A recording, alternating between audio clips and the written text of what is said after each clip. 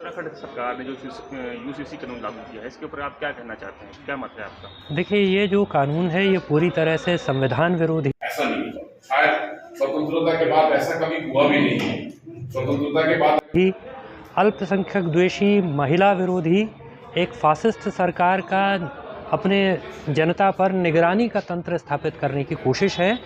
हम ये समझते हैं कि एक तरह से सरकार ने अपनी शक्तियों का अतिक्रमण करके, अपनी सीमाओं का अतिक्रमण करके ये कानून बनाया है। और जिस तरह से विवाह, लिव इन, तलाक, उत्तराधिकार के रजिस्ट्रेशन की अनिवार्यता और उनको अपराध की श्रेणी में रखा है कि यदि रजिस्ट्रेशन नहीं करेंगे तो उसके लिए सज़ा हो जाएगी, उसके लिए सरकारी योजनाओं का लाभ नहीं मिलेगा।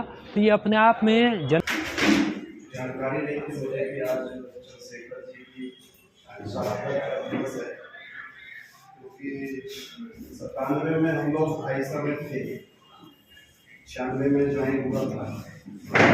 जनता के उत्पीड़न का नया हथियार सरकार ने खोल दिया है।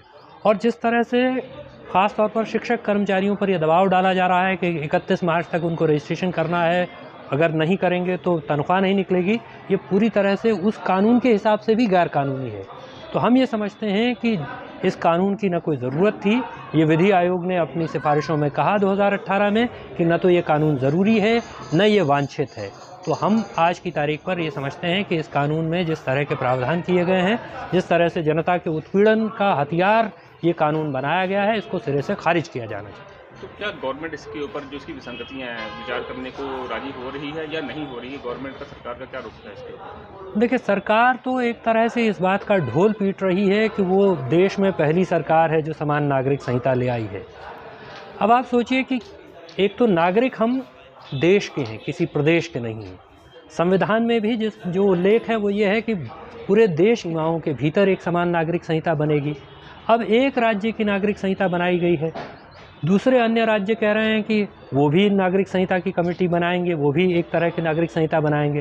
गोवा में 1867 से एक नागरिक संहिता है। गोवा की समान नागरिक संहिता और उत्तराखंड की नागरिक संहिता एक जैसी नहीं है, वो अलग अलग हैं।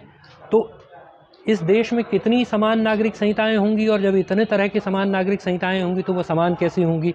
तो सरकारों ने तो केवल इसको अपनी पीठ थपथपाने के लिए, अपनी उपलब्धियों का वर्णन करने के लिए ये बनाया है, और एक तरह का सर्विलांस स्टेट बनाने के लिए ये बनाया गया है। इसलिए वो कुछ ऊपरी दिखावटी तौर पर कॉस्मेटिक विचार करने का बात कहें, लेकिन उसका मूल, उसका अंतर्वस्तु वो बदलने नहीं जा रहे हैं, ये साफ दिखाई दे रहा है।